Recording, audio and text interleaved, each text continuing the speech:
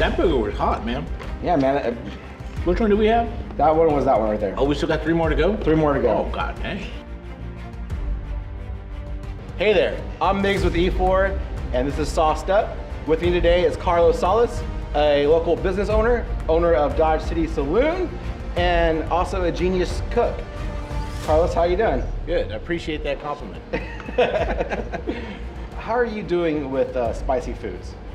I actually love spicy foods. I've always been on a quest to find the spiciest sauce I can. So like if you come to Dodge, eat at the Armadillo Cafe, we have some sauce called Venom Quest. It's not as hot as what I want, but it's always been my deal that's where Venom Quest came in. I was like always searching for a really good hot sauce. It was just really spicy, but really had good.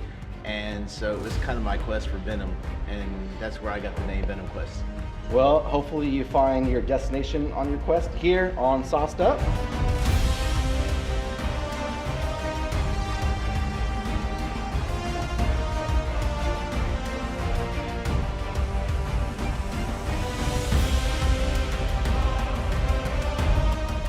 Down right there, that's going to be the chili maple.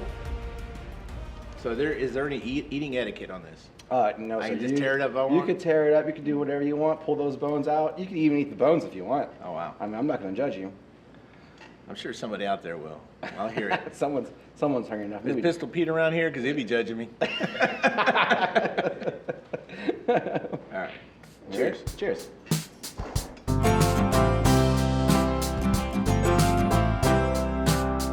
Let me ask you, so when did wanting to own your own restaurant or bar formulate in your head, and is Dodge City Saloon living up to that dream that you once had?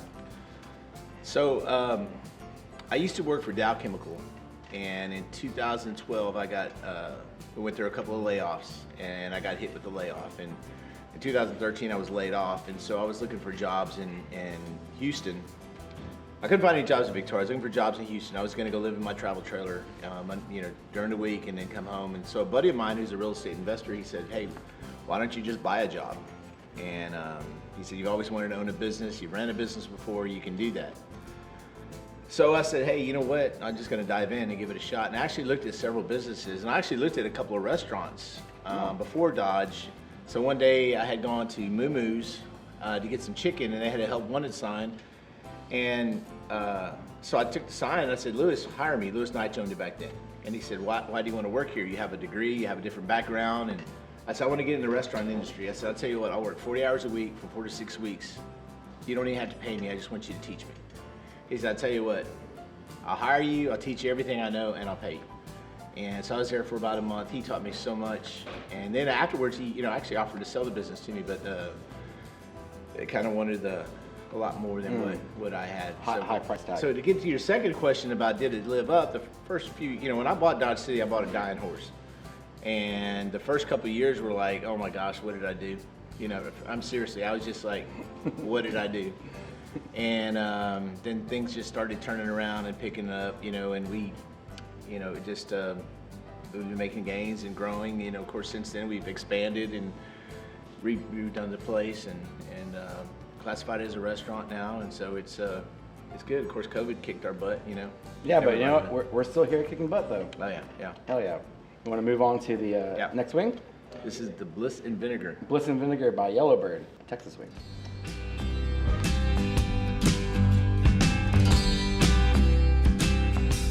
It's funny how you mentioned Moo Moo's. I was wondering, at your time spent at Moo Moo's, was there anything about the service industry that you developed a new appreciation for, or anything that just caught you off guard that you didn't know about the service industry, diving into it? The people, people are all people, right? But I was working with a different, like a company, people with a different kind of economic status, right? Mm-hmm. At the plant, you have people trying to decide, hey, which house am I going to buy? Which boat am I going to buy?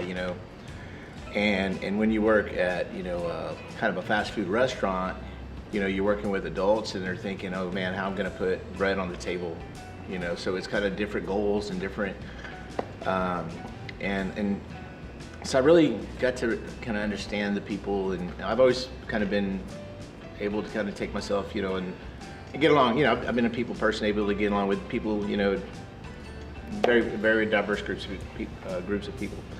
And so I think that's one of the biggest things I took out of it. You know, I mean, it was a lot of hard work, and you know, it was just, you know, you have to multitask, and it just, so you know, when we opened it up, you know, multitasking, and you know, Lewis Knights, I really have the highest regard for him as far as, you know, his discipline and you know, his you know, the discipline for his product, the quality of his product. And that's what, you know, one of the things I've learned and I try to bring here is, like, you know, we have a product, we do it a certain way. You know, we don't pull stuff off a truck and just throw it in the fryer. We actually make our stuff here. That's one of the biggest things that I think I've taken away from just the quality and the people.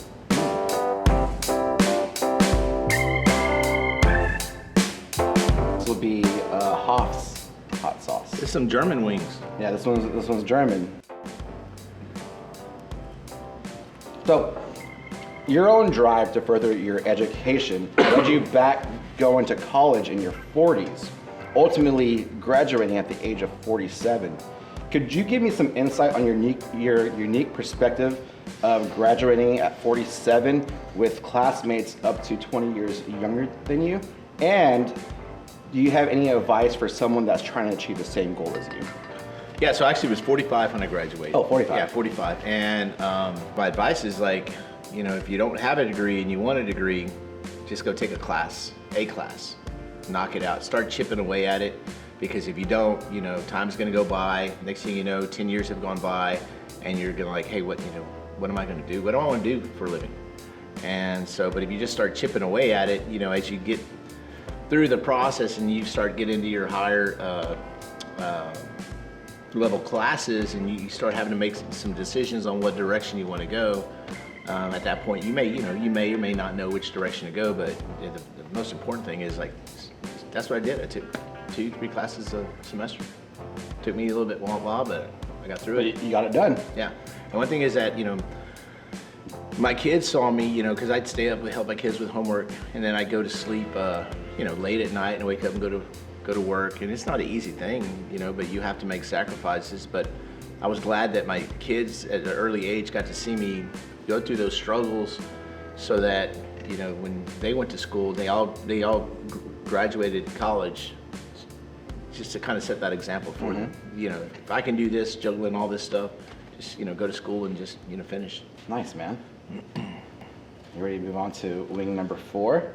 Los Calientes Barbacoa. Los Calientes. Los Calientes. Caliente.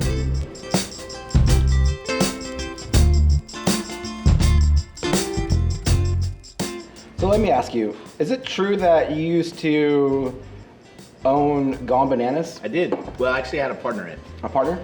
Yeah. You know, in 2014, I lost my mom. And in October 1st that year, I acquired this. And at the end of October, I took over, I bought out a partnership in Gone Bananas. And so the deal with Gone Bananas is, like, I really didn't intend to take it on, but one of the partners was like, hey man, we can work this together, we can do it, you know. And it's one of those deals, is like, it's a lot to take on. Even my dad was like, you know, he said, man, you're trying to kill yourself or what? And I said, well, I'm just trying to stay busy, you know. It's just hard losing your mom. So, you know, basically, this was my, you know, I invested all my attention into this and tried to do that on the side. And at the same time, he got a full-time job, so he couldn't do it. So basically, it was just mismanaged, and unfortunately, you know, we had to shut it down, and it was too much. And the day I shut it down was a really, actually, good day in my life, because I just had too much on my shoulders. All right, you ready to move on to number 5? We are at the halfway point. This is the ginger goat. Okay. I'm not a big fan of ginger, but no? My wife says it's good for you, so I'm gonna eat this wing right here.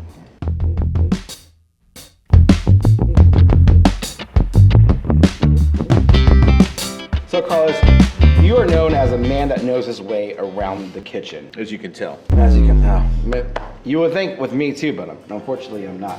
What are some things about prepping a chili for a chili cook-off that you think most contestants overlook or just need more attention to? So the deal with a chili cook-off is that you have to plan. Because the chili cook-off, you go in and they're like, okay, turn-in is at this time, right? And everybody gets amped up and they get there at 5 a.m., you know, they start drinking beer. Hey, let's get this chili going, right? And you kind of have to time everything to where it's going to be done at that time, because if you start throwing in, you know, hamburger meat or venison or whatever kind of meat into a dish, and you boil it for 6 hours, you're not gonna have any product there. You're just gonna have a little bit of gristly stuff, you know. And so the consistency on that, you know, you have to have a plan, you have to have a good recipe, you have to like tested your recipe before, because a lot of people's like, hey man, I found this award-winning recipe on the internet and it's gonna do well. So yeah, it's planning and just having, you know, doing some testing. You know, it's not easy. If it was easy, everybody would win. All right. You ready to move on? Yeah. All right. We're on the second half of this paddle. 1, 2, 3, 4. All right, hotheads. This is the back 5. Roasted bill and scorpion. Scorpion is hot stuff, man. Pretty hot. This is where I think the fun times are over, probably.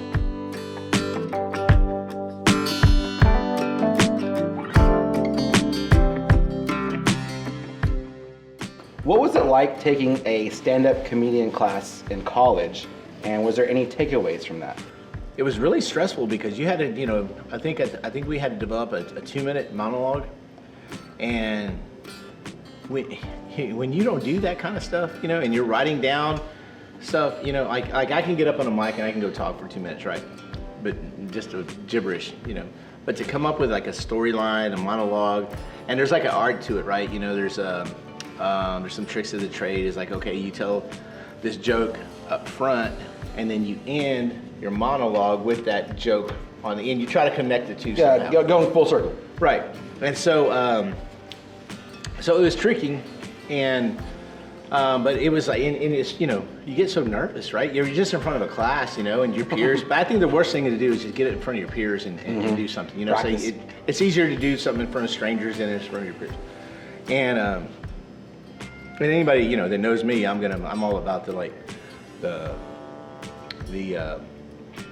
shit jokes or the fart jokes, or, you know what I'm saying? I'm like, you know, I mean, I'm sending stuff, people like, oh my gosh, it's so funny. I like these reels, you know, and it's about, and even my wife is like, oh my gosh, you with these kind of jokes, you know. Anyway, so I don't remember all of what my monologue was about, but I know it had to do with me going into the restroom at Dow Chemical, you know, in the morning after people had those beer shits, you know what I'm saying? So it had something to do with that, you know, but I can't remember it. But yeah, it was, I mean, I say it was kind of stressful writing it, but getting up there, just kind of that 2 minutes just went quick. And, you know, and it's kind of like when people start laughing, you kind of get that feedback, and it kind of like, you know, makes you kind of want to keep going with it, right? Mm-hmm. Would I be a comedian? No. All right, you ready for the next one? Yeah. This is number 7. The Garlic Reaper.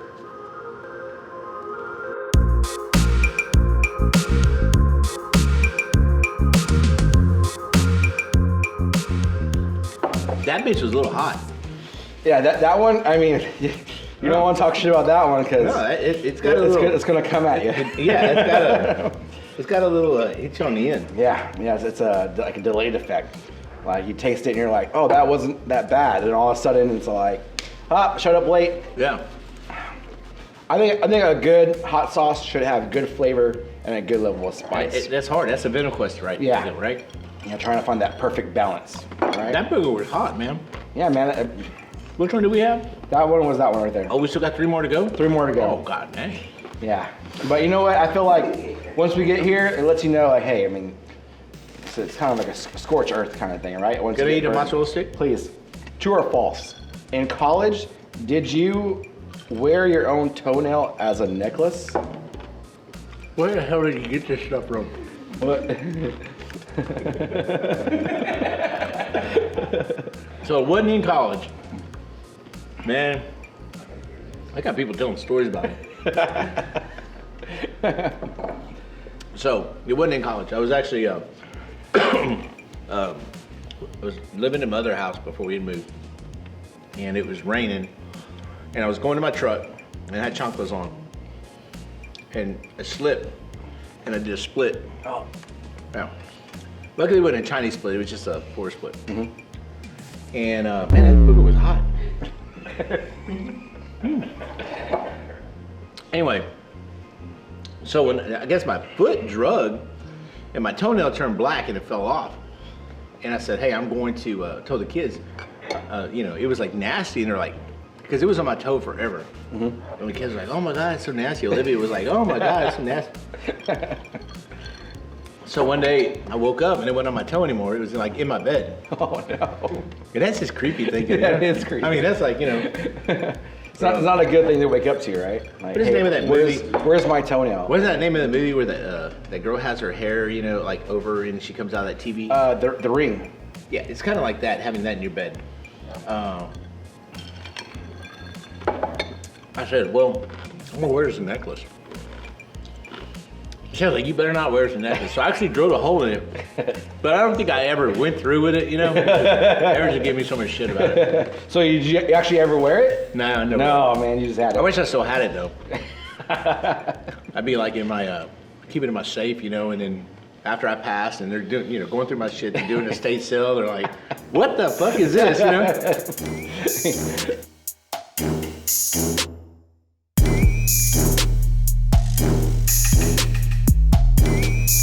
All right, just 3 more wings to go. Wing 8 is next. This is the bomb. It's another one of those that don't have good flavor, just hot. This is the worst one, the worst sauce on the lineup. So you and your son Carew often debate on who would win in a fight, Batman versus Superman. Yeah. I want to throw you some superhero matchups, and you tell me who you think would win on a 1 versus 1 kind of fight. Okay. All right. Captain America versus Iron Man. Iron Man. Spider-Man versus Wonder Woman. Duh, Spider-Man. Spider-Man? Yeah. Okay, all right. What about a classic one? Wolverine versus the Hulk.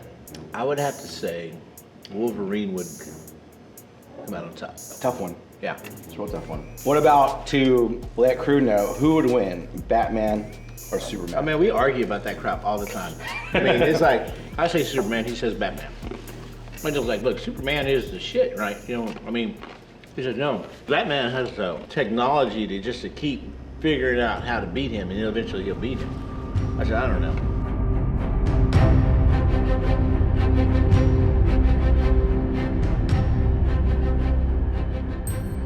Here we go, it's Scorpion Disco.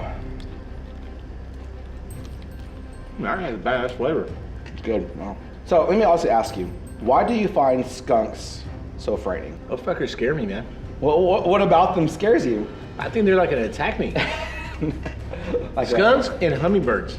Hummingbirds. You know, those bastards are like rabid. My wife loves she says these hummingbird feeders, and I swear to God, she'll sit there and they're like, you know, my wife is like Snow White, right? The animals come to her and they do this and that. I go out there with them hummingbirds and they're like dive bombing me, you know? I mean, coming at me, coming for the ear hole, you know? They're just going into attack mode when they see you? Oh, the pheromones I let off. All right. But skunks, me and my wife were walking in our neighborhood one day, and I thought I saw the skunk crossing the street, and that scared the hell out of me. I screamed like a little girl. I left my wife there, I was like, and turned out it was a cat. It was a cat. Yeah. I was like, the classic Pepe Le Pew mistake, you know? well, I had to walk back. I had to get back 50 yards. I already had a 50-yard head start on her, right? But anybody who knows my wife, she's tough, man. She take care of herself.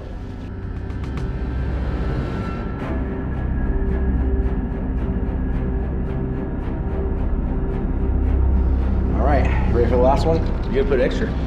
So it's tradition that we put a little extra on this last one. You don't got to if you don't want to. I'll put on some on there too. Is it hot? I would be lying if I said no. Okay. Yeah, it's a little dash. Nothing too crazy. Look at you. Wow. Do you have an extra mozzarella stick? Yeah. I'll join you. If you're gonna be a bear, be a grizzly. That's right. Or what about a polar bear? Can I be a polar bear? Or those are pretty. They're just too pretty. Pretty vicious. I want to be pretty and vicious. Which one first? Wing first, then mozzarella stick? Yeah. Here we are, very last wing. That last one, I wouldn't recommend. It's like sour and hot. Well, Carlos, we'll look at you. 10 wings up, 10 wings down. We're here at the finish line. One last question. As someone that has so much to be proud of, one shining example of a thing is you know how to smoke a goddamn good brisket. Could you give me a quick step-by-step process on how to smoke the perfect brisket? Well, first you gotta have a decent meat, right? And I mean, there's like lots of art and lots of it, you know. A lot of times though, when you're cooking like for like large quantities of people, you get cases of brisket, and you really don't have too many choices. And so you trim it up. You gotta have a good rub. The only way you like get flavor from a brisket is the rub and the smoke. And that's it. So I've dealt with a rub for like over the years that I use. You know, that's all I use. It's just something I pre-make and I do that. There's people out there that they use like garlic, salt and pepper, or just salt and pepper. And to each their own, you know. It just, you know, the biggest deal is like you just gotta like the chili. You have to plan for it, smoke it. Not all briskets smoke alike, and it takes practice because you got to kind of get up and feel it. Is it tender or not? Does the bark look good? Should I wrap it? Shouldn't I wrap it? Where you at with it? And then let it rest. I mean, it's just it's kind of an art to it, you know. It just, Yeah. It's an art that you have perfected, and you have perfected these wings. Carlos, please, this camera, that camera, whatever camera you want, tell the world what you want to tell about Dodge, about yourself. It's all you. No, man, we have a good staff, you know. You've been with me for many years. That last one was hot. Yeah. You know, we got, you know, we kind of changed things up. We moved the bar around. We got a full restaurant. We got the best food in town, is what people tell me. It's true, though. They ain't lying to you. I never go through and say, hey, we have the best food in town. Yeah, you let them say it. Yeah. But we got some hot ass wings too here, or you do. Ah. That last one was hotter than the Venom Quest that we have here. Yeah. That last one, it's a real monster. I don't know how people can eat that one just for fun. Well, crazy. it didn't have good flavor though. It's just like hot and sour. Yeah, it's a little sour, sourness to it. It reminds me of my ex-wife.